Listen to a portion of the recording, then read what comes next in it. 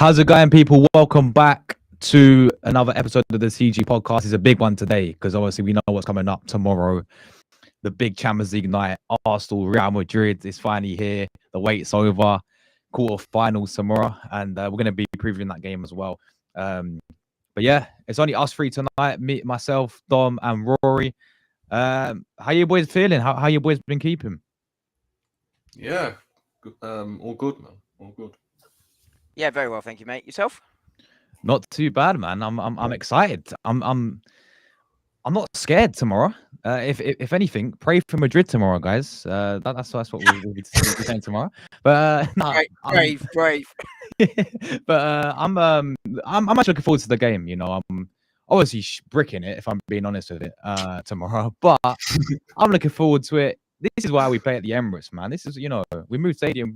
This is where we should be playing against these teams. You know, testing ourselves against these big teams. Like, this is the best we're going to get. Real Madrid, arguably, if not the best team in the world overall, and 15-time winners of the competition. So it's going to be very interesting to see what happens tomorrow. I'm looking forward to it. But before we do start there, we have to unfortunately go back to the game because I didn't get to talk to you guys about the Premier League game against Everton. Another draw this season for Arsenal. More controversy again with Lewis Skelly penalty and Everton's goal. But overall, just kind of sums up the season in terms of the similar result in dropping more points, drawing again. Even watching Liverpool lose against Fulham the day after that as well, I think it wound me up a little bit because I'm sitting there thinking, how has this team won the league? You know, like they're not even, when you compare them to previous, like the Man Cities that won it a few years ago, etc., and who he's up against, you know, like if we, and I know it's hypothetical to say, if we had the team and the way we were playing last season, this season, we'd walk the league, in my opinion, the way our Liverpool are playing. Like, I agree. Yeah, I agree. I just don't, and there's a number of reasons for this as well. You know, like I think the draws killed us. I said it to you boys in the group. You know, I think the draws are the big factor, but there's a number of reasons we could talk about on why we've not won the league, as we know. But let's talk about the Everton game. I'll come to you first, Rory, mate. 1-1 draw at Goodison Park. Obviously, the last game at Goodison Park as well, till they moved stadium. I thought just outside of the game is a really nice tribute from both fans to Kevin Campbell as well. Yeah, I'm glad you mentioned that. Yeah, I was going to bring amazing. that up. Yeah, absolutely amazing to see that. But another draw. Before we move to the penalty drama, because I know we have a lot to say about that as always. What did you make of the draw overall, man? Like feeling wise after that? Yeah, it's another shocking result if you ask me. I mean, over 2 games against Everton, we've picked up 2 points. Both games as well, we've had to play different managers. Sean Dyche obviously got sacked and we still couldn't beat them at home. And Everton away from home, which, I know the record isn't great, but still, both teams ultimately in that second half were poor. It was absolute drab. Thought first half was all right. I think it was open from both teams. I think Arsenal created the better opportunities, scored a good goal before half time. And then second half, like, I know we'll get onto the penalty later on, but other than the penalty and a bit of controversy, we didn't really do anything. And, you know, sounds bad to say, but we actually look more threatening without the likes of Saka, Martinelli, Ødegaard, Marino, them lot on the pitch, to be honest with you. Because apart from a Marino header that went way wide and a Martinelli shot that was well saved by Pickford, can't really remember any clear-cut opportunities. And yeah, that pretty much combinates our entire season, if I'm being honest. Just no bite in the final third, crab football. It's pretty much what we've obviously been watching all season. And it's jarring. I mean, like, with the lineup, I don't really have a problem with him rotating, but I just find it funny that Arteta said in one press conference, obviously over my dead body, about our title charge, and then he rotates the team 7 or 8 changes, and I'm like, okay, so you have given up with the league title, haven't you? If you're rotating a team like that, I mean, what are we doing here? And then he brings on the big guns for the last 45 minutes, and I'm like, well, what was the point? What was the point making all them changes? But yeah, I think some players were decent. I'd say Kivior was all right. I thought Trossard had a decent game up front. I thought Martinelli looked sharp when he came on.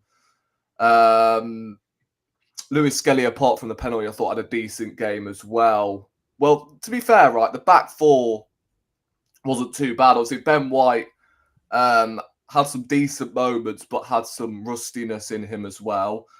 But there's some specific players I've got to come on to. And I don't like coming on to players, right? But I have to. The captain. When you say coming on to players, do you mean you're going to discuss them, or you'd like a date?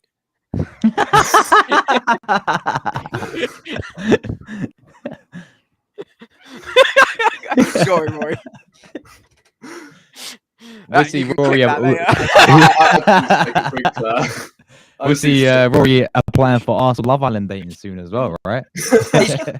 Rory's going to that singles day. Yeah. Him and Miles will be there, Oh, how long you been here? Yeah. Oh, gosh. Well, to answer your question, if I'm lucky. What, with the players? If I'm lucky, I might be able to get a date. But yeah, right, with the captain, right, I have defended him for quite a while, but he's awful.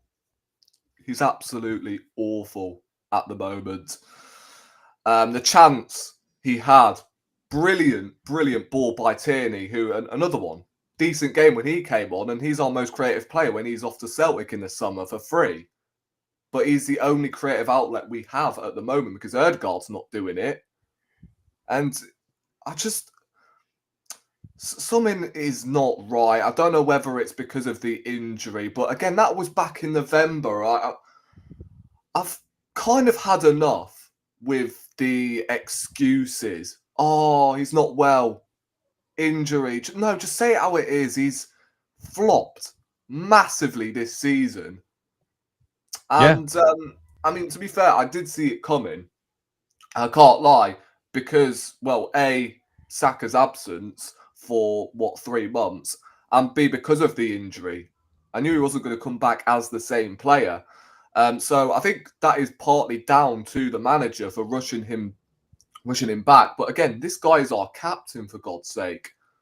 And the way he's playing at the moment, look, the only way I'm going to defend him right at the moment, and the only way this is going to mask over his performances in the Premier League, is if he bloody turns up tomorrow against Real Madrid. I know you're going to get onto that later on, but that's the only way I'm going to defend his performances in the Premier League, if he turns up against Real Madrid. If he doesn't... What, Ødegaard? Yeah, Ødegaard. Well, you'd think he would, because this is the team that released him when he's 15. You think he'd have a bit of fire, a bit of fire in his belly. Like, I'm going to prove them wrong. You know what I mean? Yeah, but if he doesn't, then serious conversations have to be held, because real talk, I'm not saying sell him. I think he gets one more opportunity next season to prove this was just a one-off, right?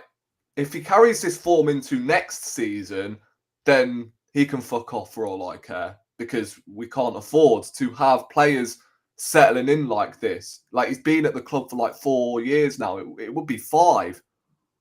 And I think if he does carry this form into next season, I think that's pretty much the writing on the wall. That would pretty much tell me that he, not him, but the process has sort of faded with him. He's kind of bypassed him a bit, I'd say. But that's just me. I think he's got to step up massively for these sort of games in particular, especially when you're the captain. Declan Rice, right? Please stop telling me this guy's a box-to-box midfielder, because he's not. Because if you really dissect his game and you dissect his whole season, He's been solid, considering like the circumstances and where he's been playing. But you look at his final ball, it's off. Yeah, he can strike a ball, but he doesn't really score many goals. Like, what are we doing here? Why are we playing him as the 8? And let me throw this question out there. How many players has this manager signed where he's not played them in the correct position? In the 700 million he spent, how many players has he actually signed that have not played in their natural position? I think perhaps only 2. Yeah, Gabriel and Erdegaard, right? Because Ben White, centre back, right back, and that's worked out to be fair. Havertz, midfielder, number 9. Marino, midfielder, number 9. I think with midfielder, Moreno, back. I don't think that's the intention was to play him there. I think that's a sort of needs must, but because of the injuries, I don't think he was supposed to play number 9. Yeah, I do get that, but was he any good in midfield? Like, is he better as of number 9 than he is in midfield? I find that embarrassing, to be honest. I think Moreno is exactly what he's going to be. Right, he was signed to be the Jorginho party replacement because we couldn't get who we wanted, so we did this summer's business last summer, and I think he has been. I think this run of form has allowed him to sort of play his way into the team, but it's I get your point. But I think Moreno will prove to be better in midfield next season than he has been this season in his sort of natural position. I think he's sort of just starting to sort of really get up to speed with things. But your point still stands, right? Yeah, but the thing is, right, we're not talking a 22, 23-year-old. We're talking 28, 29. Yeah. Like, he's in his prime. Like, he's played in the Premier League before. Well, yeah, but for a very, very long time ago, I wouldn't count it too much, but yes. Yeah, I mean, he's in his prime, and he can't really, for me, settle in at this rate. Like, he's got to sort of hit the ground running, which he hasn't, and he has scored a couple of goals, and I don't blame him the fact he's had to play number 9 not all season, but like, what, from February? Was it January, February onwards? I can't remember. Obviously, yeah, Leicester was when he first played up front. So, yeah, with Declan Rice, I think you should play him as a 6. And I think, obviously, yeah, Partey's had a decent season, but like when you're not playing him, surely it will make more sense to play Rice as your 6. And the fact we're looking at players like Zubimendi, I mean, it begs a question, like, why did you sign Declan Rice if you want a ball player as your 6 to break the lines? But knowing Arteta, he'll probably change his position as well to a left back or something. No, he's playing right. He's playing right wing next season, mate. Yeah, exactly. If he was going to sign Isak, he'll probably convert him to a left winger to accommodate Havertz or something. Like, this needs to stop. Just please play players in their correct position. Stop trying to mould players into different positions. It just doesn't work. Right? Play Rice as your 6. And if you're not going to, why is he in an Arsenal shirt? Because he was the best 6 in the league last season, and you're playing him out of position. It's not Rice's fault. Right? Before you ask, it's not Rice's fault. This is down to the manager for playing him in that position. So this is why I say no. Please don't tell me that this guy is a number 8. Right, yeah, fair enough. If you want to play him and Partey as a double pivot, that's fine. But when you're playing Rice as a box-to-box midfielder, it does not work. And that's been evident for ages now. I don't know how many times I've actually brought this up. It must have been, I don't know, pretty much every time we have lost a game or drawn a game, I've brought this, I've brought the fact Declan Rice doesn't, occupy the final third. He just doesn't. And I think he's got to play as a 6 from now on. Or, well, it's hard to obviously say sell him because it's not his fault, but you might as well. You might as well just get rid if you're not going to play him as... And I'm not saying he's awful in the 8. I say he's average in that position. But as a 6... Yeah, he is obviously brilliant. He's one of the best 6s in the league. So I think that has to change, but we know it's not going to. What else do I want to mention? Obviously, Saka coming on didn't really make too much of an impact. Obviously, Everton were prepared for what was coming, and when a player's just come back from injury, like, can't really expect Saka to have the same impact he did before his injury when he has two players on him already. So yeah, he didn't really make too much of an impact. Obviously, the draws is just becoming ridiculous now. We might as well open up an art gallery. I was going to make that joke. we love a draw, don't we? I mean, 11 draws, but what does that say? This league has been shit. Like, let's just say it how it is. No, It it is is. shit.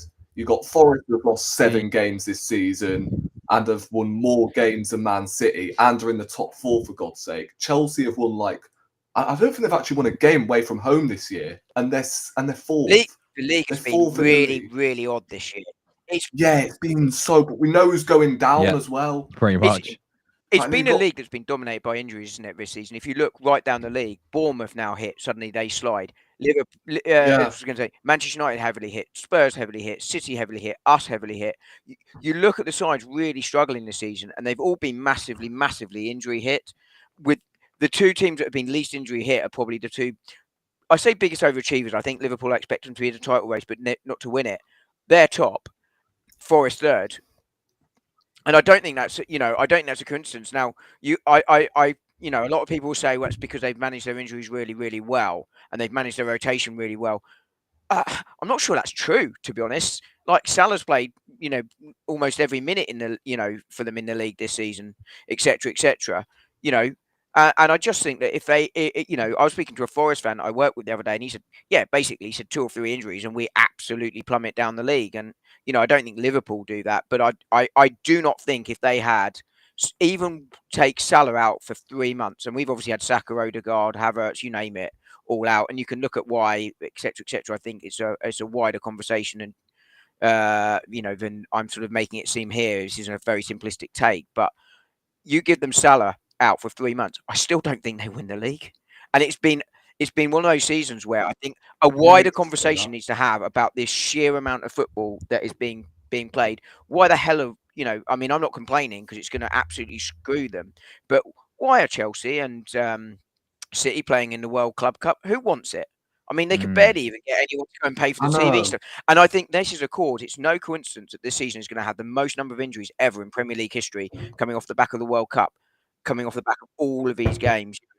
It's not just been us that's been hit. Yeah, that needs to be sorted out for real. The amount of games we are playing, because the amount of hamstring, ACL injuries, not just in the Premier League, but in the top 5 leagues, we've seen Musiala go down with hamstring injury. Like, so many hamstring injuries have occurred so far this season. I look at, the Manchester derby at the weekend. I mean, like, you see like so De Bruyne, Bruno Fernandes hugging and kissing at the end of the game, and I'm like, a derby for fuck's all right there, sake. Gary Neville. No, but like, I was being flippant. I was being flippant. Like, you're absolutely right. Like, Roy Keane, well, he would have been absolutely doing one. And do you know what? I can't blame him for that. Like, as you say, it's a derby. It's a derby. What an impression that is. Yeah, I mean, let's be honest. Like, would you see, let's say, Thierry Henry and Harry Kane? I know they never played against each other, but let's say both of them were on the same pitch. Would you see them hugging and kissing after the game because of 2 greats? No, you wouldn't. You'd see them having a chat, nice and respectful, but you wouldn't see that, I don't think. Yeah, you wouldn't see them hugging and that. Like, what are we doing? What's happened to this sport? I mean, I can't lie. It's low-key falling off. It really is. I think it's falling off because I think it's falling off across the continent, isn't it? Because it just comes down to the sheer number of games being played. And I'm not making this an excuse for the entire season. Like, there are many other factors in there.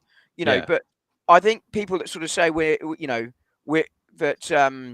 You know, it's all about how Arteta has simply managed to. It's not just Arsenal, and when it's not just Arsenal, there's a wider conversation. You know, I did the maths on hamstring injuries this season. Arsenal have suffered from 4.2% of hamstring injuries in the league this season. They've suffered badly in terms of the severity of them. But if you take the mean is 5% because 20 teams, that's 5%. You should expect a 5%, number of hamstrings. I told you I like maths. I will move on.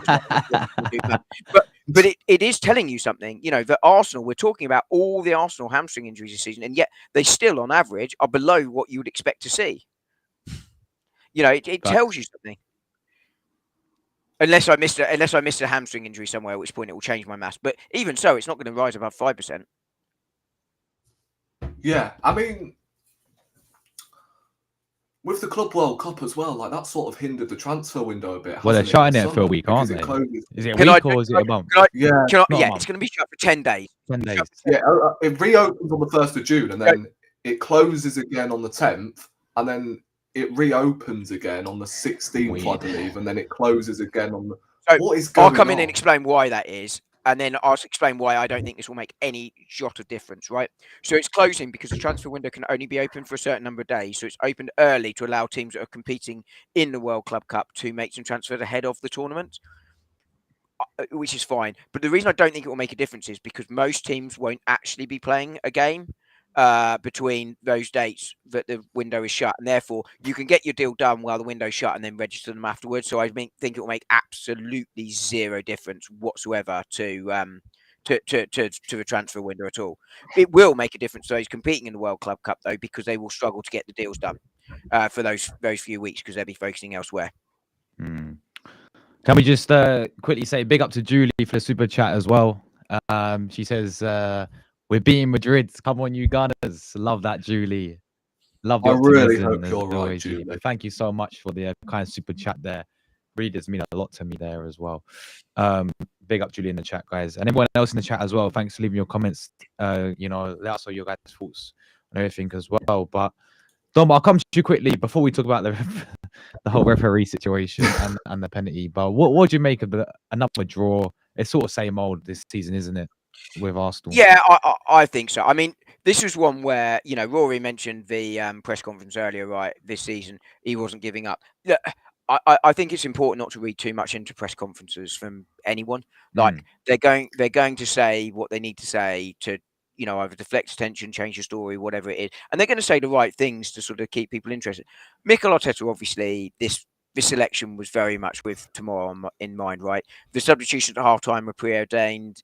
You know, the reason those substitutions happened had nothing to do with the game. I mean, you know, Raheem Sterling obviously had to struggle, but he set up the goal. You know, you're not getting hooked at halftime based just on his performance there. That was preordained to make sure that Saka and Martinelli got minutes in their legs coming back from injury. You know, that's why those subs happened there.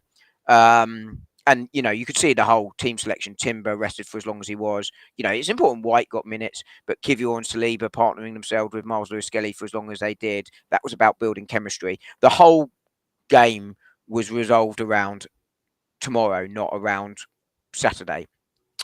That said, Arsenal obviously were the better side throughout. Like, Everton barely created a sniff, and, you know, we'll discuss the penalty in a minute.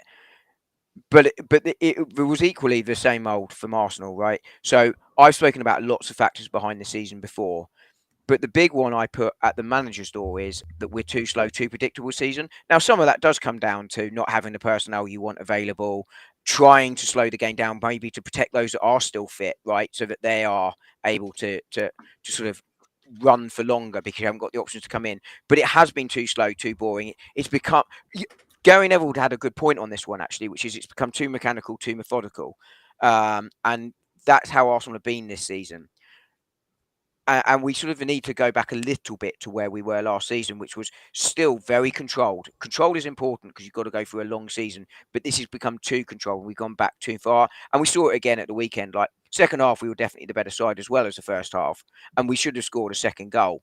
You know, we didn't. And you know, we can talk about the penalty, you know, all we like. That wasn't the only factor in the game, no question. You know, Arsenal should have created more and they should have moved the ball more. You know, to beat a low block, if I know the way to beat a low block is to try the difficult pass, try the unexpected pass, move that ball quickly, move it from side to side really, really quickly, and then look for that gap and exploit it instantly. Arsenal just aren't doing that this season. And I think part of that comes from the fact that Rory was talking about Declan Rice being in the 8, and he is officially in the 8, but we really just played a sort of a 6 and a 6.5 in that space. We almost play sort of Vieira Petit sort of style, really, which is they were both 6ers, and you've got Partey as Petit sort of holding, and Rice as Vieira marauding forward slightly. But we basically are playing 2 6ers. And I think it's almost like we're relying on him to create chances. Exactly, which from set pieces he can do. Yeah, and there's not a whole lot of pace in that midfield. Marino and Jorginho, like, not to say Jorginho was terrible because he, has the odd 6 out of 10. Oh, he'll give you a 6 out of 10 every game, Jorginho. But yeah. Apart from obviously Tottenham last season, but you're going to get the odd game from any player, right? But that's the way we're set up. We're set up to be a defensive team. There was more than one way to win the title, and we are set up to be a defensive team.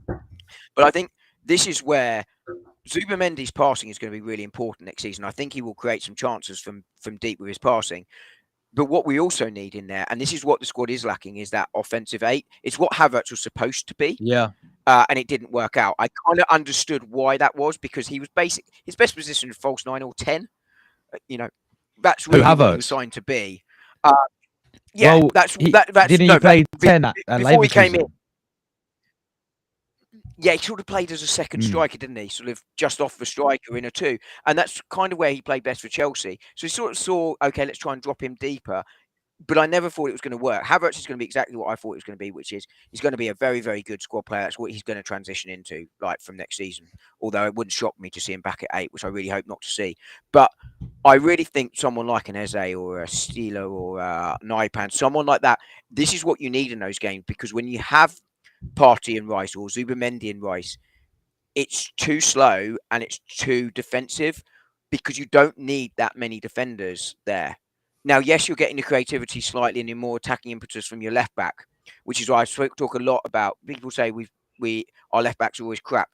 I don't think that's true. I think the reason our left backs look crap is because they're asked to get forward much more and they leave the space, which then means they are more likely to make a mistake because they're sort of covering and tracking back far further. Whereas on the right side, we're slightly deeper most of the time, and therefore we've sort of got a solid base to come from. So, that for me is where we need to look in the transfer window this year. And actually, a Rice Zubamendi midfield, it's absolutely fine maybe to start with, but we've got to have that option off the bench, which might mean one of them coming off and only playing the 1-6. Because Rory's right, they're both 6ers, but I don't actually think Rice is an 8. He's an 8 in the fans' minds, because when you set up the way we set up, one's a 6 and one's an 8. But I don't actually think we are playing an 8. I think we're basically playing a double pivot. But Rice is the sort of slightly more attacking double pivot. He does struggle in low blocks, don't he? Like in big games, that's where he tends to turn up, but it's just the low blocks. Yeah, and we've just got to up that intensity in the first 20 minutes. That's what's really missing. Yeah. Last season, we unlocked teams early, and the game state totally changes, right? Because we unlocked teams early. What we do need to do, though, and we did that essentially with Rice Partey, right? I know Rice was, Partey was injured for a lot of last season. So someone else sort of came in there, but essentially that was sort of how we played, and it worked last season, playing in a very, very similar way. And teams aren't necessarily setting up differently against them, but the difference is, I think, off the bench, it's not quite there, is it? It's having that option off the bench, and it might be. Do you know what? Nwaneri comes in and we play almost 2 10s with Odegaard and Nwaneri, sort of 20-30 minutes to go. That might be the answer. I mean, Rory mentioned there Odegaard's been poor this season, and he absolutely has. I kind of got it into what with the new baby, the injury, etc., but his form has dipped for too long. He's a man that needs a season to end. I don't, but I still think he will. You don't become shit overnight, right? He's been Arsenal's player of the season for the last 2 years, so I think he will come back. But what I do think it needs to happen now that Saka is coming back is actually, do you know what, Martin, you're dropped. Ethan's going to play there. Yeah, and I think something, that because we haven't had that, it hasn't necessarily had that sort of that challenge that sometimes players need. You hear ex-professionals talk about it. Like they start to coast, they start to get comfortable, and suddenly someone comes in and you suddenly go, oh Christ, I've got to step up, and it's suddenly what you need. And I think that's a little bit of what he needs. And he's not the only one that will suffer from that. But I'm not concerned about him long term. But he's undeniably been poor this season. But anyway, the game, just to sum up, Arsenal unfortunate with the penalty. We'll discuss it in a minute, but that's not the only reason they didn't win this game. But I also think their mind was on Arteta's mind was on Tuesday, and I think tactically you could see that he was making decisions with Tuesday in mind rather than to try and win the game on Saturday. It was, I hope we're going to win the game, but I'm not going to make the subs I might have made if we didn't have Real Madrid on Tuesday. Well, I think it was like the fans, Arsenal fans were. I'm sure all of us was in sort of the same mindset. I know I was. We had an eye on Tuesday. The Premier League, I think, effectively is over. If we're being honest with it, it's a long way to go. So that's why I think rotating the team around a little bit. I didn't mind that. Resting a few players like Timber obviously got the rest. Happy to get Ben White playing in the team for a bit of blood in his legs and making sure he's ready for obviously tomorrow as well. So I think Arteta knew that as well. So, but yeah, I mean, let's just quickly. I don't want to spend too long on it because just very quickly. I think I summed it up afterwards as it was a result where I almost didn't care. Like, and I didn't mean that literally, but it was like it didn't matter, right? I just didn't feel cross or angry about it. I was just like, yeah, all right, but it doesn't mean I don't care. But you just 100%. Yeah, I get you. Well, I was laughing. I was laughing after that penalty decision. To be honest with you, like on another day, I would have lost it. But like that's the thing, like. Yeah, I would have flipped my shit. As I said, we'll quickly spend like 5 minutes on this, and then we move to, of course, the big one tomorrow. But listen, that's the worst I've ever seen, in my opinion. And we've been hard done by with some decisions. I still say the same thing as always. Like when I look in these decisions, we've been hard done by, but at the same time, even in the Everton game, had 40 minutes plus injury time to go and get a second goal. We also had a few chances where we didn't take. I remember even Tierney off the bench, put on cross on the plate from Marino over the bar. Odegaard had a decent chance as well. I mean, we still had enough time to go and win the game, and we failed to do that. So I look at the bigger picture in that sense. But I'm sorry. Number one, the penalty decision, right? Absolutely atrocious. Number two, the ref blew the whistle before full time, didn't he? Do you know what? I left a comment on someone's video yesterday. He went, "I'm sorry, I didn't catch the end of the video. The whistle went, and there was nothing I could do." That was madness. Just like, and then didn't he book not book Trossard? Didn't he? Nah. Yeah, he gave a free kick because Trossard. For Trossard kicking the air. I mean, he just lost it. And then he blew for full time. Like, well. The crowd has to he had a bet on, mate. He forgot to go to Ladbrokes. Other companies are available, and he had to quickly make sure he got his bets in. But I'll come to you first, Dom. The penalty decision, mate. What do you make of it overall, mate? Just quickly. I mean, firstly, you're absolutely right. Look, Arsenal have been on the end of God knows how many penalty decisions bad decisions this season. Like normally, I believe these things even out over a season, but this season we're going to be, we're going to take a lot of credit into next season, right? But you're absolutely right that in a lot of those games, there's time to go on and do something about it, and we haven't been able to. But firstly, he puts his arm across. Look, Miles Lewis-Skelly gets in the wrong place. There was a little bit of miscommunication, a little bit of lack of chemistry between Kivior and Miles Lewis-Skelly. I think. Both thought the other was going for it. That's what leads to the situation developing. Miles Lewis-Skelly does put his arm across in a position which gives the referee the decision to make, but he very quickly realizes it's in the wrong place and withdraws his arm very quickly. It's there for half a second or so, maybe a second, not very long. But all of that happens outside the box for the first thing.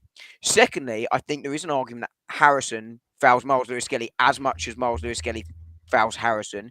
The arm from Miles Lewis-Skelly is the first thing, and therefore, if you're giving a free kick, it's against Miles Lewis-Skelly. But it's outside the box. I just don't think it's a foul from either player, to be honest. I think it's a coming together, more than that.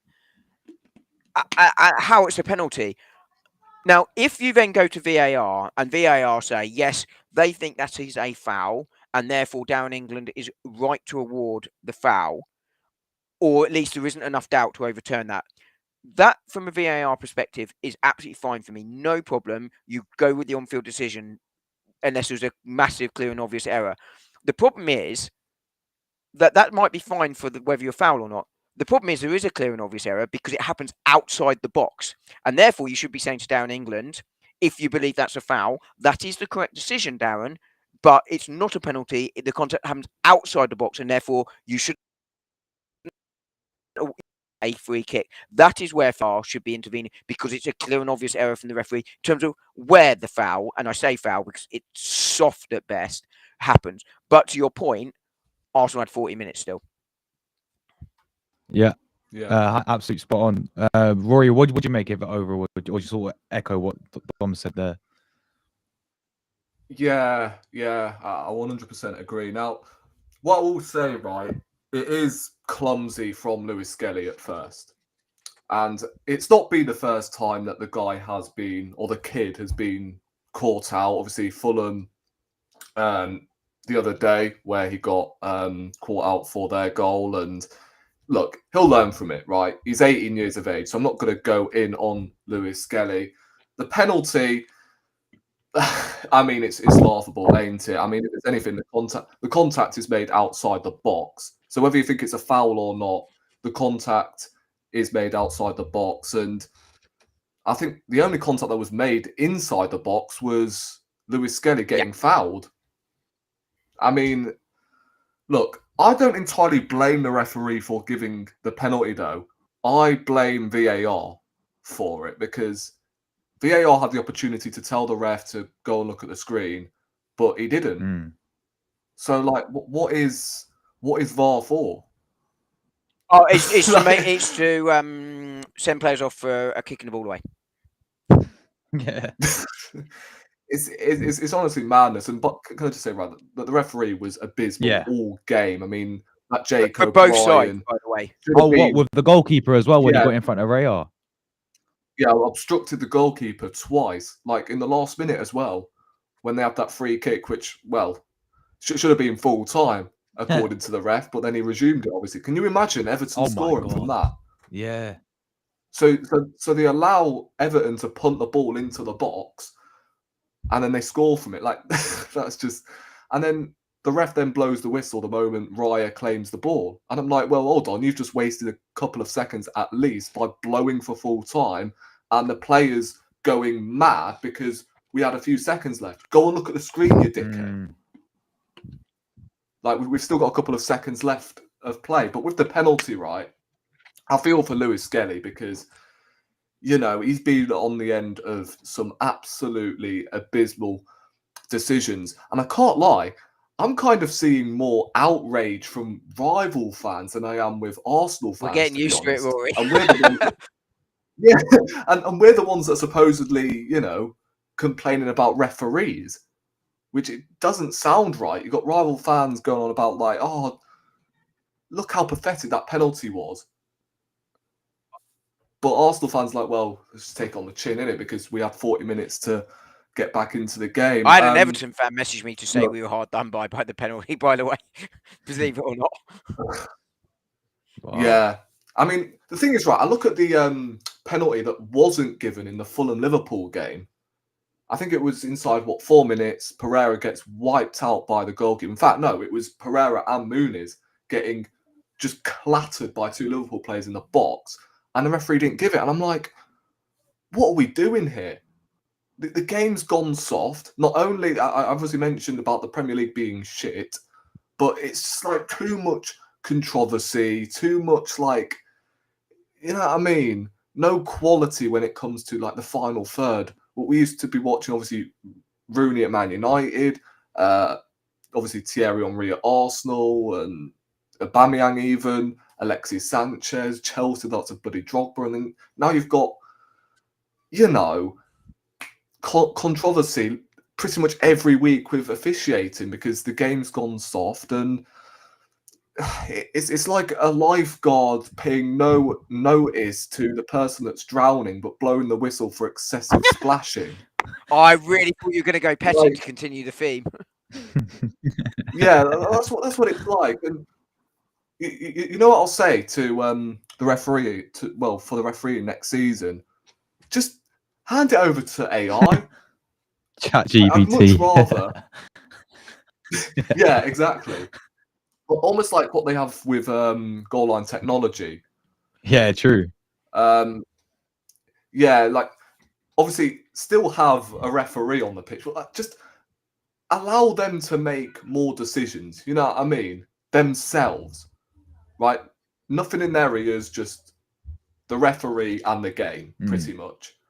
And then you got AI or the linesman telling him that, you know, go and look at the screen if you've missed something or so. Like none of this, you know, John, David, Frank, and bloody,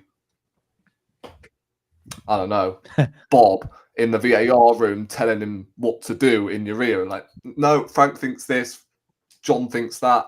None of that, right? Just have the referee as like the focal point, but not obviously literally because we don't want the referee to be the center of attention, but just make him the focal point, right? Out of, you know, the refs, linesmen's, AR, not AI, bloody hell, VAR. Because, yeah, it's just the game's gone soft, and yeah, with the penalty, I mean, it's just frustrating because Harrison carried on. Yeah, he did. No one appealed Nah. for the penalty, but at the end of the day, right, we know, like, we know the officiating is hippo shite. So, like, what are we gonna do? What are we gonna do? Because it's not gonna go anytime soon. So, yeah, I guess we've just got to put up with it. Obviously, they've got the automated offsides next season, and they've already got goal line technology. The only thing that's missing is the referee to make his own decisions through VAR. I'm not saying get rid of VAR because, again, I keep saying the problem is not VAR; it's the people working in it.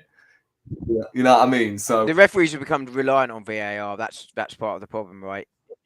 yeah, and I also watched the Chelsea Tottenham game midweek. Like, oh my days! It took what 5 to 10 minutes to check the foul on Caicedo, and then the ref pulled out a yellow card. Like, when have you seen that before? When have you seen a player getting booked for a VAR decision? And then they took, I think, more than 10 minutes to check the offside goal, and I'm like, Jesus Christ, we just want to watch the football for crying out loud. Well, I mean, why does VAR? we didn't want to watch the football. It was god awful, but yeah, I know, but at the same time, 10 minutes out of your day, 10 minutes of just watching a freeze frame of these motherfuckers making a decision, and then they end up disallowing it anyway. It's I mean, if it's taking 10 minutes, you should then just go with the on-field decision, right? I mean, it's ridiculous. But there we go. Yeah, I know. It's just I don't get it. But should we talk about more positive news? Well, I say more positive news. Might not be in 24 hours. Yeah, it might not be. It might not be. It could be very different. Now let's move on to it, man. Massive game tomorrow. Yeah. As I said at the start of the stream, I am looking forward to it. I'm sure you boys are looking forward to it as well. Playing this, you can't not, right? Yeah, exactly. You know, yeah. Look, we're in it to win it, but you know that's what they say. But at the same time, you know, coming into this game, we know how challenging it's going to be, especially with the injuries that we have. No Gabriel. I'm going to talk to you guys about who do we play centre back in just a minute. Get Dom at centre back, pocket Mbappe all day long. Actually, I was shocking tonight. He was telling us before the stream even started. Absolutely shocking. They got battered, but you know he got an assist to be fair. So yeah, I punted it. My centre back. Imagine Dom balls over the top to Martinelli. Actually, that sounds a bit wrong. Yeah, to be fair, I did do one lovely scoop pass. I managed. There was a tiny little gap between the two midfielders and the two defenders, and it's literally like a 6x4 thing I've got to put the ball into, and I got it straight into that little gap and straight into the run of our attacker. Any further, the defenders get it. Any nearer, and midfielders cut it out. And it was a scoop little ball. Prime Ozil, mate. I wish I had Ozil's talent. I wish. Yeah, what a player, man. But yeah, listen, obviously we know how much of a challenge it's going to be tomorrow. We know the players that they've got. Now, I listened to Ancelotti, and what I found, again, this could be mind games. Yeah, this is a bunch of bollocks, yeah. But he was like, we know how well Arsenal can attack, so I'm going to have to adjust my game and, adjust it so, because the way how Arsenal attack, basically, I mean, low block settings, this is not gonna. It's Real Madrid talking about. I mean, with their quality, they got out front, Mbappe, Vinny Juniors, Rodrigo, Bellingham. Like, it's not. I just don't see it happening. But I'll come to you first, Dom, bro, for this game. Sure. Final answer. Yeah, I'm just. Yeah, listen, how are you feeling for it? I mean, I know it's a typical, like a kind of a bad question to ask, but because we know it's Real Madrid. But I mean, do you think we can get anything? I mean, well, we have to get something out of this game, don't we? In this first leg, taking it back, at least take something back to the Bernabeu to hold on to, you know? Yeah, 100%. Look, how can you not look forward to Real Madrid? Do I think Arsenal are favourites to go through over 2 legs? Absolutely not. You know, Real Madrid are massive favourites. They come with a couple of injuries of their own, but by and large, those are not their key players, right? Mendy, of course, is also suspended, and I'm getting absolutely battered in the Champions League final while this is on. But never mind, we will persist. Wait, what? Is that football manager? What's going on? Oh, are you Arsenal? Are you Arsenal? Yeah. Who are you playing? Barca in the final. Oh, come on. Oh, Tom. What face is mate? Sack him. Yeah, I'm done. Yeah, get me out of here. No more the process gimmick. You win or you're out. Yeah, won the Premier League, but not enough. Just not enough. Gotta go. Gotta be sacked. What was I going to say? But yeah, look, getting something tomorrow is really, really important. Can't lose tomorrow. Lose tomorrow, I think the tie is pretty much over. You know, Arsenal are going to go into it. You know, I won't touch on the centre half or the key sort of positions there, because I think you're going to ask again in a minute. But the key thing here for Arsenal is you've got to stay in the tie, and you've got to try and go there with something, even if it's a draw going to Madrid, because the pressure will be all on them. But they are used to dealing with pressure. Arsenal, massive underdogs, no question. I think even with Arsenal at full strength, they're underdogs because Real Madrid are the best side, right, in the world, no question, right? But the advantage for Arsenal here is going to be we are strong defensively, even without Gabriel. But God, oh, I wish Gabriel was available for this one. But Real Madrid will leave more spaces for us to attack, and we saw that at times against Fulham, where Fulham came out. Not Fulham, but anyway, I can't. I'm too tired to remember. But when teams come out against PSV, like Real Madrid, obviously a lot better than PSV, like lots better. Let's not pretend that they're even remotely the same. But we saw what happens when teams come out against us. We can still, even with a load of players out, hurt teams when they give us space. Real Madrid will give us more space than Everton, Fulham, you know, etc., etc. And that is the advantage that Arsenal might have, as opposed to if we played Atletico. But you know, Real Madrid are firm favourites. You look at that front four: Bellingham, Mbappe, Vinicius Junior, Rodrigo. Like, that is going to be a super big test. You know, and I expect Miles Lewis to start left back. This is the biggest challenge of his career, no question about it. Yeah. You know, so I think for Arsenal they have to set up to try and play quick on the break. Almost, you almost have to sort of sit like we did against City second half when we were down to 10 men. Except obviously with 11 men, you'd hope to think we're slightly more adventurous going forward. But I think that's the way it's going to have to be. Sit deeper, try and get a breather. You know, when we've got the ball, or fire it forward quickly, one or the other, depending on what options are on. I think that's the way Arsenal look to win this game. They almost they have to almost treat it like they're Everton trying to get something against Arsenal at the weekend, right? Which is be pragmatic, look for the set pieces, but also look for the quick counters if you can. I think that's the way Arsenal go and win this game, or their best chance of winning the game, for me. I know that sounds dull and boring, but I don't care. You win this game however you can win this game, and I think that's Arsenal's best chance. No, I couldn't agree more. I mean, we sort of did that the last time we beat them, right? 06. 06, Thierry Henry at the Bernabeu. At the Bernabeu, but the 0-0 at Highbury as well, wasn't it? This time. I mean, that game should have ended, 3-3 at Highbury. Like, how the hell that was 0-0 is beyond me. But, and Arsenal, the similarities are quite stark, right? Arsenal with a load of injuries, makeshift team. But let's not pretend that Real Madrid are at full strength either. But as I say, their injuries are less significant than Arsenal's. Yeah, I had the Madrid fan on earlier, and she was saying that this is the worst sort of like season she's seen in a long time in terms of how they've been playing this season. Apparently, they've been awful. Like footballing wise, performance-wise. It goes back to what we were saying earlier, right? Yeah. It's across Europe. This isn't just the Premier League. No, exactly. But at the same time, I mean, when you look at them in the Champions League, Real Madrid, you could never. They nearly went out for the group stages. I mean, they had to play in the playoffs against Man City. Yeah. That was a crazy playoff to have as Man City, Real Madrid. Nobody would expect that as a playoff, right? But they was even awful in the playoffs. But when it really matters, though, for Real Madrid, when it comes to this stage of the tournament, like even they know what they're doing. Yeah, they know what they're doing, and they get over the line. I remember last season they played Leipzig, right? And I watched both of the legs, and Leipzig honestly battered them in terms of like the chances they had, especially in the first leg as well. But Madrid always found a way. And it was like, the final they had against Inter. Inter had so many chances. I remember Lukaku missing sitters, yeah? Dortmund had chances last season against them. Like, I think we'll get chances as well tomorrow. 100%. Yeah, I think we will. But Valencia scored 4. Valencia scored 2 and beat them. But Sociedad scored 4 against them. And that was Valencia's first ever away win of the season against Real Madrid. So they can be, they're not invincible. But it's down to us at the same time. Because if we don't take our chances, if we are wasteful, we will get punished.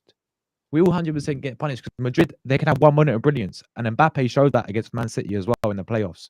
He turned up just like that. So, but 100%. Get where you're coming from, Dom. Rory, bro. Before we talk about the team and what we do for centre back, overall, how are you feeling for the game tomorrow, man? Copy that. I mean, you've pretty much brought up 10-4, Rory, 10-4. I thought you were doing trucking call signs. But you pretty much summed it up perfectly, really. We've got to take our chances if possible. Obviously, I remember when we played Atletico Madrid back in the Europa League. Oh, yeah. And in the first leg, created so many opportunities. And Oblak was obviously on a mad one. Yeah. And Atletico Madrid was given one opportunity and they scored from it. And I've got a feeling this is the same. Well, this is going to be pretty much the same result. Maybe not the same result, but the way the game's going to be played out, I reckon it's going to be quite similar. Obviously, it's a worry that we've got a couple of players 1 yellow away from a suspension. Oh, who? Timber, Rice, and Martinelli. They're one booking away from suspension. However, Real Madrid have got quite a few as well. Yeah. They've got, I believe, Vinny. I might have to. You don't mind me double checking? No, they've got quite a few, but I can't remember who they are either. Yeah, I know Vinny's one of them. So they've got Vinny, Modric, Rudiger, Camavinga, Endrick, Vasquez, and Militao. I don't think he's even in the squad anyway. But they've got Vinny, Modric, Rudiger, Camavinga, Endrick, and Vasquez. So I think with Madrid, right, I think they have been vulnerable from set pieces. Hence, Gabriel would have been perfect for that solution, but obviously he's going to be missing. So I don't know. The advantage with Saka back, though, that's a Saka Rice on the corner. Yeah, we've got Saka back, obviously, for corners. So hopefully we can score the odd set piece. I think it's going to be a very open game, to be honest with you. Obviously, I don't believe this gimmick about, Real Madrid sitting back. I can see them, obviously, coming on to us, which will allow a lot of space. Roy's back on the dating app again. You dickhead.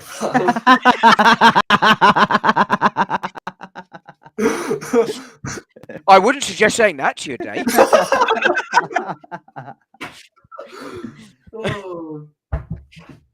But yeah, I think down the flanks you got obviously Saka and Martinelli. I think the form Martinelli's on at the moment and the way he's playing, if they're playing Vazquez down there, I think we can get a bit of joy.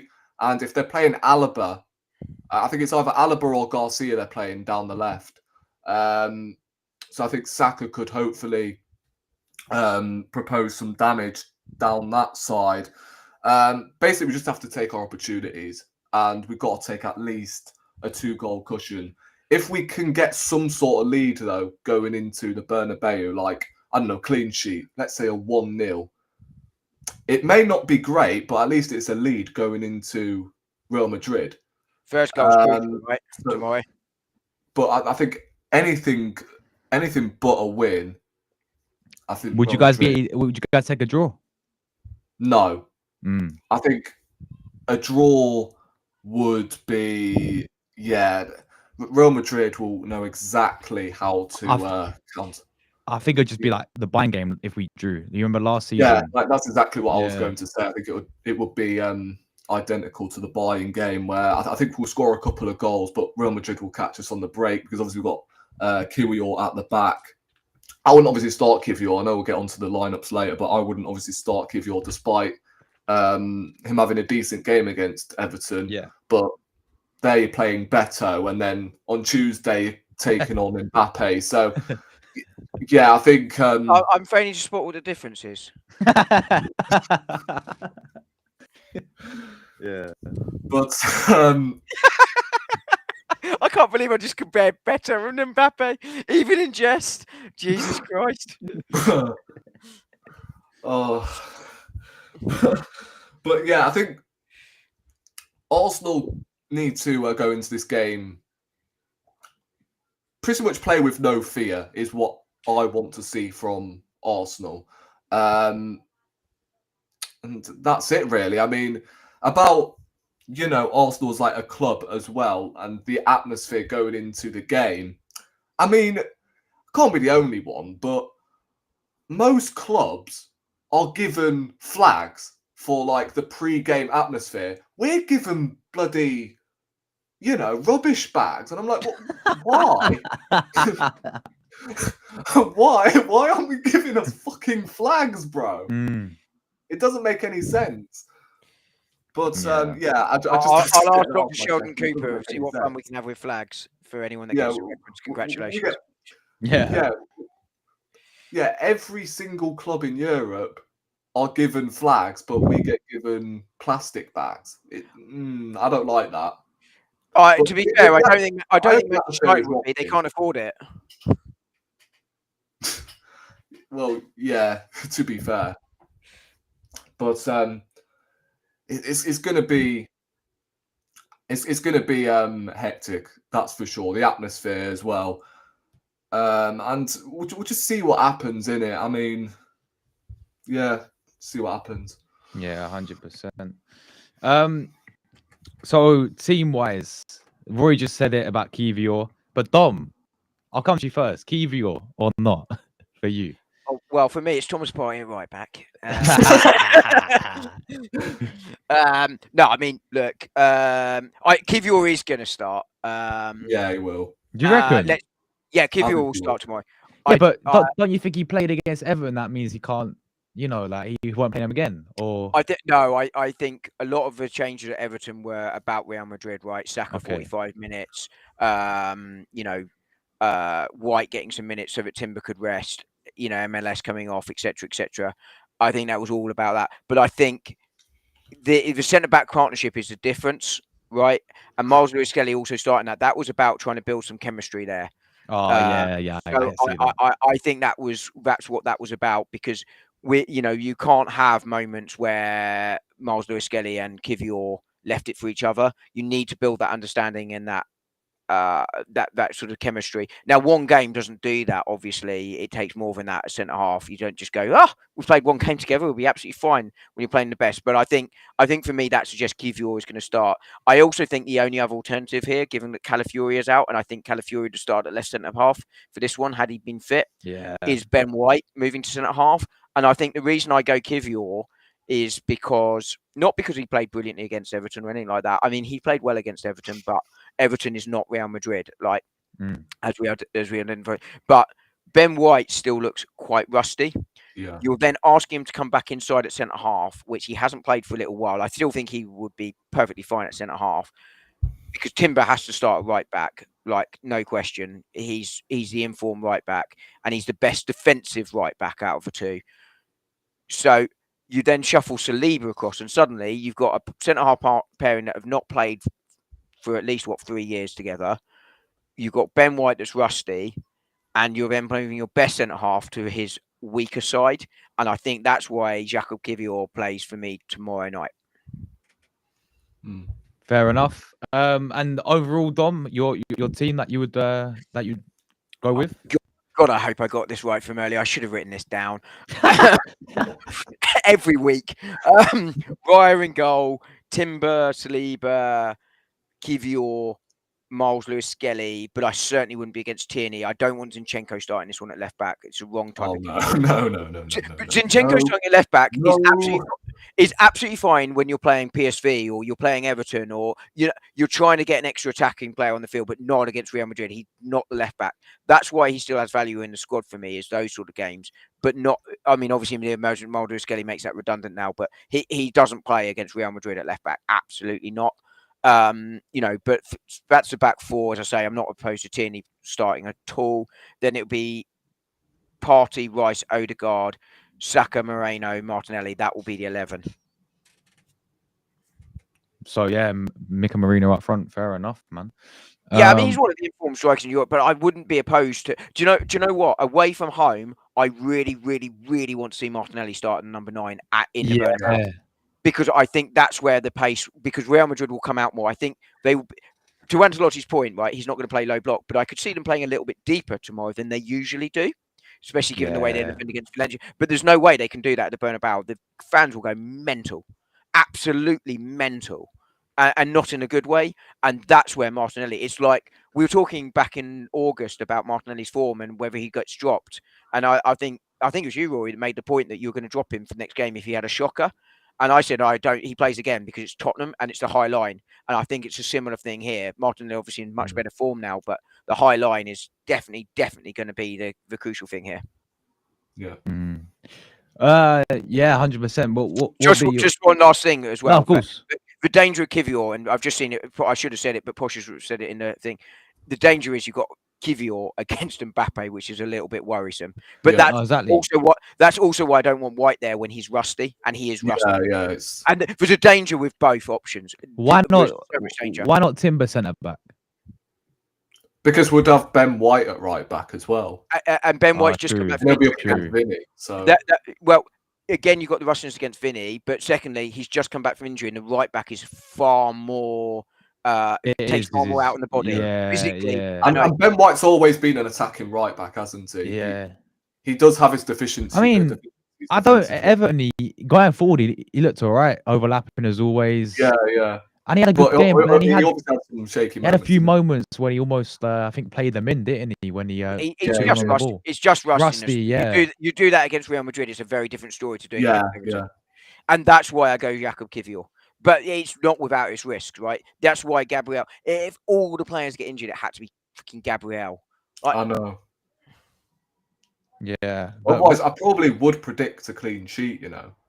I wouldn't be shocked if you had the back four with Timber, Saliba, Gabriel, and MLS, or even White instead of Timber if he was fully fit, right? That for me can keep a clean sheet, no question. What would be your team, Rory, bro? Raya in goal, Timber right back, Saliba. Now, this is where I'm actually going to go bold. Now, hear me out. I'm going to play Trossard at left back. Not Trossard at left back.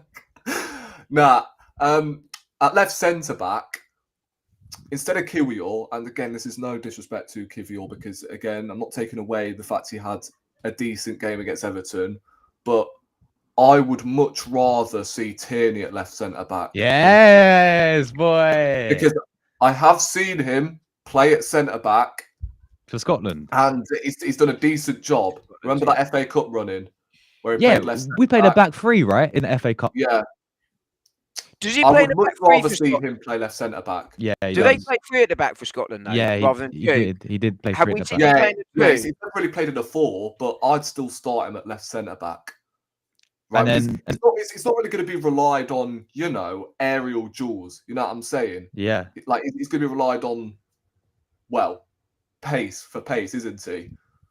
With Mbappe. So yeah, I think it is bold, but I wouldn't mind seeing it because he has played there before, and I think he could do a job there. Yeah. And I'd much rather see him play in that position than Kiwior, because again, I just don't want to see Kiwior against Mbappe because that should be curtains. Yeah. And then obviously Lewis Skelly at left back, and then midfield contains of Partey, Rice, Ødegaard. I would obviously play Rice as the double pivot alongside Partey. You can't afford to have Rice vomiting forward and then leave Thomas Partey as the lone 6. You can't do that with Jude Bellingham on the half turn. So you can't do that. You've got to play Rice and Partey as a double pivot, and they've worked. They've got to be 2 6s, what we were talking about earlier. And 100%. Like, as I said, you can't leave Bellingham acres of space. And then, as I said, Ødegaard needs to turn up. Saka on the right, Martinelli on the left, and then up front, I thought Trossard had a decent game against Everton at the weekend. Yeah, he did. And he has given a headache to the manager. But I'll start both of them. He's doing Marino because he's not really tried anything different. He hasn't opted to experiment with Martinelli through the middle or Trossard. Well, he has, but he hasn't obviously experimented with Martinelli. So I do expect Marino to start up front, but I would start Trossard personally through the middle. Yeah. And then Martinelli on the left. So that will be my team. I think that will be, with Marino up front, it just doesn't. It doesn't look right in a Champions League quarter final. So that's why I would start Trossard through the middle ahead of him, and then bring Marino on as like a plan B if we do need a goal, because we could get up to that stage where we need to score in the second half. So you bring Marino on because they are weak from set pieces as well. So we height advantage could be key. So that's what I would do. Is that why you're not starting me? Because of the height advantage? How tall are you again, Dom? 5'2". What? I'm 5'2", yeah. 5'2"? Yeah. I'm 6'3". 6'3"? Yes. Jesus Christ, man. No, I'm genuinely 5'2". Yeah. I mean, I was a no-nonsense. Well, I wasn't, but I was like a no-nonsense centre-back one day. Like, I was a midfielder. I had to makeshift as a centre-back. No-nonsense. Bosh. Yeah. I think, going to your team, I think Trossard starting, I would have done the same. Both play Martin and Trossard. That's a good shout because he played well on the weekend. But in the big games as well, I remember, I know he's not really been kind of this season, but last season in Champions League, he turned up in the Champions League quite a few occasions. Like he came on though against Bayern. Yeah, but he scored the second goal, the 2-2. Yeah, he did. And then he scored against Porto as well in the last 16. Got us that goal. Yeah. He started that one, but he came off the bench obviously against Bayern. So didn't he? I think in these types of games he can step up. The Martinelli exchanging, I think that could cause damage. I mean, Trossard and Sterling was, Sterling in the first half, and Trossard was exchanging as well, man. So if they can do it, then why can't Martinelli and Sterling's suspended, so he can't play. Martinelli as well has looked pretty sharp, hasn't he, in the 2 games since he's come back from injury? Surprisingly sharp since his return from injury. Looked really good, really good. So, and I think if Vazquez is playing at right back, or even Valverde, to be honest, who's not obviously a right back, I think we could cause damage down the flanks. But at the same time, Real Madrid can do the same. It's just a counter from Real Madrid as well, man. You can just see that their goal's going to come on the counter, can't you? Yeah. Yeah. all day long. And the midfield battle as well will be interesting. You know, Yeah. as we said about Odegaard, he's got this. He has to step up, captain. You know, as we said earlier, he should have it in his body. He should be fired up. This is the Yeah, team that 100%. released him. Yeah, you want to prove them wrong. Yeah, Courtois is back for them as well. Yeah, it's negative for us, mate. He's quality goalkeeper. Yeah, but he might be a bit rusty, to be fair. So that's why we got to press from the front. Yeah, have an early pop at him. See what happens. Who's your team, Josh? I'm conscious you've got to go in a minute, but yeah, for me, I've gone similar to you guys. Really, I've gone obviously Rare in goal. See, I love the idea of Tierney, but I'm just thinking of Arteta. He's not going to do that. He's not going to do that. If it's not Tierney, then I would go with someone like Ben White as a centre back. But I understand the rustiness. But again, he has played there before. Like he played the whole season with Arsenal there, didn't he? When we first bought him. Yeah. So he knows the position, and I know he's had to adapt to playing right back in the past couple of seasons. But I would go Ben White over Kiwior. The thing with Kiwior for me is, yes, he had a fantastic game against Everton. I'm not taking that away from him, but you know, I've seen him too many times. Like he can have these good moments, Kiwior, and he had a good run of purple patch last season, I think, when he was in a left back position. But when it really mattered, and I know left back's not his position, but against Bayern Munich, exactly when it really mattered, And even I saw him against Mateta for Carabao Cup game. I saw him against even Adama Traore for Fulham. You know, Raul Jimenez. Kiwior is either excellent. He's either excellent or he's shocking. That's the thing. Exactly. He's got a mistake in him, and that's what we can't risk against Real Madrid. So that is the problem. Like I say, I think whatever you do, there's a big risk here, and it's which risk you want to take. It's exactly that. It's which one you want to take there. But so I'd go with Ben White and Timber as a right back. So for Timber can really do his job. Right? Yeah, go on. Sorry to interrupt, but no, go on. You know what it is with Kiwior, right?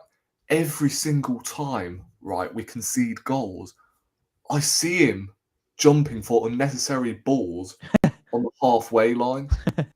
He just every single time is out of position. He gets caught under the ball. That leaves our back four redundant. He gets caught under the ball too much, doesn't he? And if Ben White was fully fit, I would 100% be playing Ben White here. I take that risk on the disruption, but he's not, and that's why I minimise that risk, because the risks are both, and therefore I leave everyone where they are. But I understand what you're saying about White. But I will say this now. I will say this now about Kiwior, right? Some of the balls over the top against Everton at the weekend, like that is, I guess, something where he can, you know, pop them balls over the top to Martinelli in behind, because that's something Gabriel can't do, because he's more of a no-nonsense centre-back. Yeah, I hear that, yeah. Like against Everton, he played some really, really nice balls over the top to Trossard. So that could be key to open up Real Madrid, to be honest. The other advantage is that we'll sit deeper against them as well. But what's the rest of your team, Josh? Yeah, so Timber right back, obviously. I think he can do a job against. It's going to be a very interesting battle, but against Vinny Jr., I think he can do a good job there. So Ben White centre back, I would have gone with Saliba, and then Lewis Skelly obviously will be at left back. Midfield three will be Rice, Partey, Odegaard. I think that's the best we could possibly go with. And then the front three for me, I will not start Marino. I'd go with Trossard, Martinelli, and Saka for me. Do you expect Moreno to start though? I know, I do. I think he starts all day long. Yeah, I think he will. I think he will too. I think he starts all day long. But and also he's obviously played against Real Madrid, so Marino, in games last season he started against Real Madrid, so he's familiar with them. So I can see him starting. For me, it's that physicality. For me, is what starts at home. But away, I'd be looking at something different. But also, the advantage of not starting Trossard is he'd be absolutely fuming on the bench and hopefully come on with a fire in his belly. Exactly, man. Exactly. You know, but that was slightly serious and slightly tongue in cheek, but let's get predictions. This is me being a bit optimistic. I've gone 1-1 draw tomorrow. But that's optimistic, bro. Yeah, we're playing the best team in the world, to be fair. I just don't. Yeah, but have they been the best team in the world this season? No, but have we? No one has been. Nobody has been good this season. Nobody. Yeah. I just please prove me wrong. I mean, go and this is massive for Arteta as well. I mean, if he can beat Ancelotti, if he can step up, this will be a huge statement. You know, this will be the best victory I think that we've seen him as a manager. Because let's be honest with it, when it comes to these European knockouts of Arteta, he's not proved to him, not proved to the fans that he can get us over the line. In last season against Tuchel, he got found out. So let's see him do it. I think if he beats Real Madrid over 2 legs, I think we go on to win the competition. Do you think the whole thing? Yeah, if we beat Real Madrid. Yeah, but wouldn't it be typical Arsenal to go and fucking lose to Villa in the semi-finals if they get through? Good evening. I think we beat them over 2 legs, to be honest. Nah, I think we would as well. But yeah, it would be the most Arsenal thing ever, though. You're absolutely right. Yeah, but no, listen, it'd be massive for Arteta if he can get beat this Real Madrid team, beat Ancelotti as well, and it's very good Real Madrid. I mean, I don't know what we're performing this season, but it's Champions League, man. You know, and but I just know for a fact, like the reception we're going to get if we do knock out Real Madrid. Oh, Real Madrid aren't the same team anymore. Oh, Vinny's fallen off. Oh, yeah. There is an element that he just can't win whatever he does. Yeah, but if we get knocked out, we try to warn you. You know what I mean? Yeah. I don't think we can win in that situation, even if we do knock out Real Madrid from rival fans. So yeah, it is what it is. Yeah, 100%. But I've gone 1-1. What's your guys' predictions? I'm saying 2-2. Okay, 2-2. Why so nearly went? And that'll be a poor result, to be honest, because we can't afford to take a draw to the Bernabeu. Yes, it'll be entertaining for the neutrals because it will be all to play for. But yeah, I can see the game going in the same direction as Bayern last season, where we'll get a draw, we'll score goals. But Real Madrid, with Kivior at the back, yeah, I can see Madrid claiming a decent result in the first leg, to be honest. Yeah, at the Bernabeu, like I think it's either a clean sheet, and I'm talking like a clean sheet from like, I don't know, 1-0, 2-0, or I don't know, just a lead going into, the Bernabeu or the Bernabeu, sorry. Because that's what we need, just a lead. Even if it's 1-0, I think that'll be decent to take to Real Madrid, because obviously any win, 100%. Yeah, you have something to hold on to. Yeah, no, 100%. Like I'll be very, very, very surprised if we go there and win. Very surprised.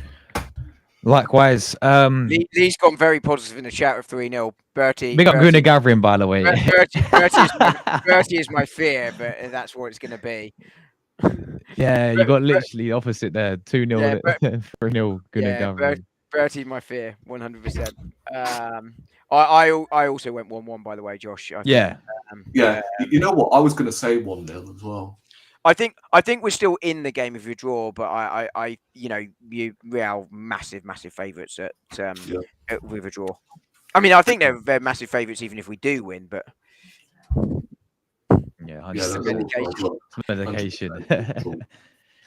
But massive game tomorrow, as we know, guys. Thanks everyone who tuned in today. Just before we go, Dom, I'll come to you first. I know you are 90 subscribers now, my friend.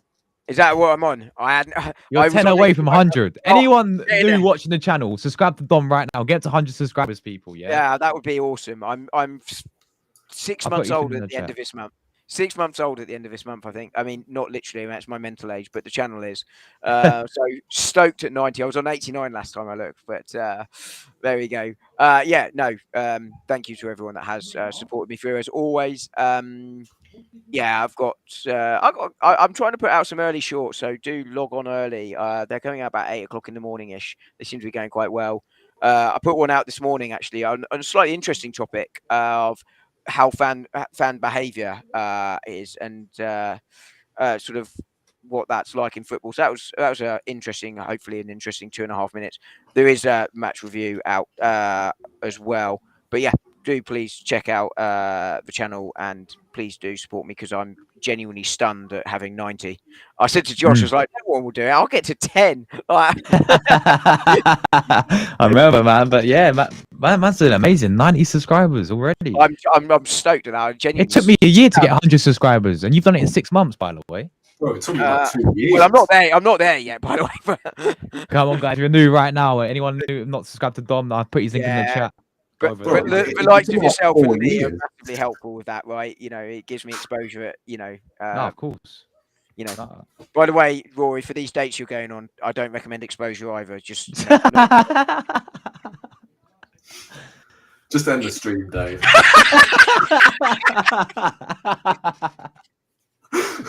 Oh my days! But yeah, Rory, do you want to shout anything, man, before we get out of here? Yeah, I guess there'll be a match reaction after the game. You doing a watch along? Yes, my friend. Yes.